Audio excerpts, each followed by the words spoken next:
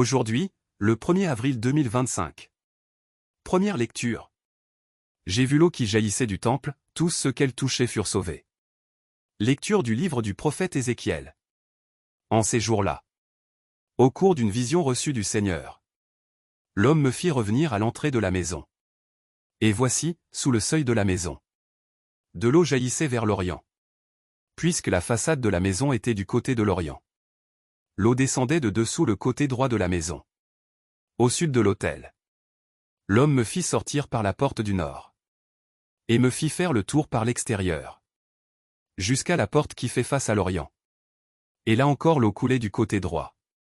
L'homme s'éloigna vers l'Orient, un cordeau à la main, et il mesura une distance de 1000 coudées. Alors il me fit traverser l'eau. J'en avais jusqu'aux chevilles. Il mesura encore 1000 coudées, et me fit traverser l'eau. J'en avais jusqu'aux genoux. Il mesura encore 1000 coudées et me fit traverser. J'en avais jusqu'aux reins. Il en mesura encore 1000. C'était un torrent que je ne pouvais traverser. L'eau avait grossi, il aurait fallu nager. C'était un torrent infranchissable. Alors il me dit: As-tu vu, fils d'homme? Puis il me ramena au bord du torrent. Quand il m'eut ramené, voici qu'il y avait au bord du torrent, de chaque côté, des arbres en grand nombre. Il me dit: Cette eau coule vers la région de l'Orient. Elle descend dans la vallée du Jourdain, et se déverse dans la mer morte, dont elle assainit les eaux. En tout lieu où parviendra le torrent, tous les animaux pourront vivre et foisonner. Le poisson sera très abondant, car cette eau assainit tout ce qu'elle pénètre. Et la vie apparaît en tout lieu où arrive le torrent. Au bord du torrent, sur les deux rives, toutes sortes d'arbres fruitiers pousseront. Leur feuillage ne se flétrira pas, et leurs fruits ne manqueront pas. Chaque mois ils porteront des fruits nouveaux, car cette eau vient du sanctuaire. Les fruits seront une nourriture, et les feuilles un remède. Parole du Seigneur. Nous rendons grâce à Dieu. Psaume. Il est avec nous, le Dieu de l'univers. Citadelle pour nous, le Dieu de Jacob. Dieu est pour nous refuge et force. Secours dans la détresse, toujours offert. Nous serons sans crainte si la terre est secouée, si les montagnes s'effondrent au creux de la mer. Le fleuve, ses bras réjouissent la ville de Dieu, la plus sainte des demeures du Très-Haut. Dieu s'y tient, elle est inébranlable. Quand renaît le matin, Dieu la secourt. Il est avec nous, le Seigneur de l'univers. Citadelle pour nous, le Dieu de Jacob. Venez et voyez les actes du Seigneur.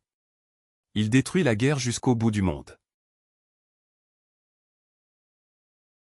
Évangile. Aussitôt l'homme fut guéri. Gloire et louange à toi, Seigneur Jésus.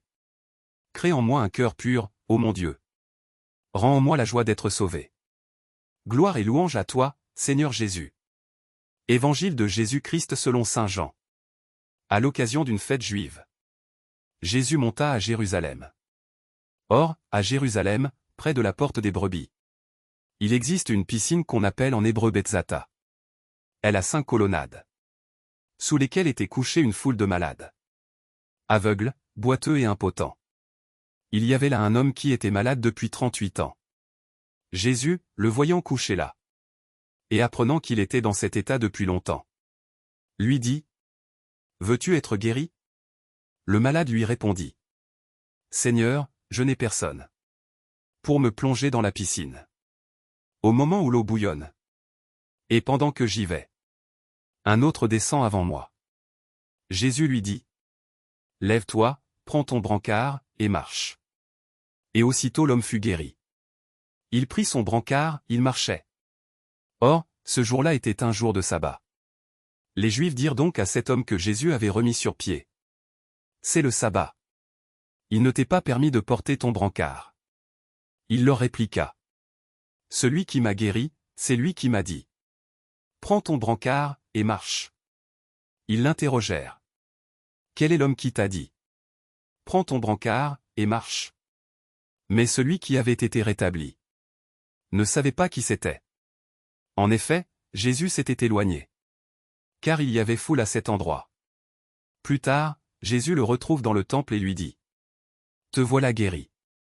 Ne pêche plus, Il pourrait arriver quelque chose de pire.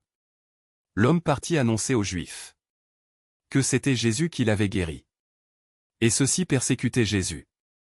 Parce qu'il avait fait cela le jour du sabbat. Acclamons la parole de Dieu. Louange à toi Seigneur Jésus.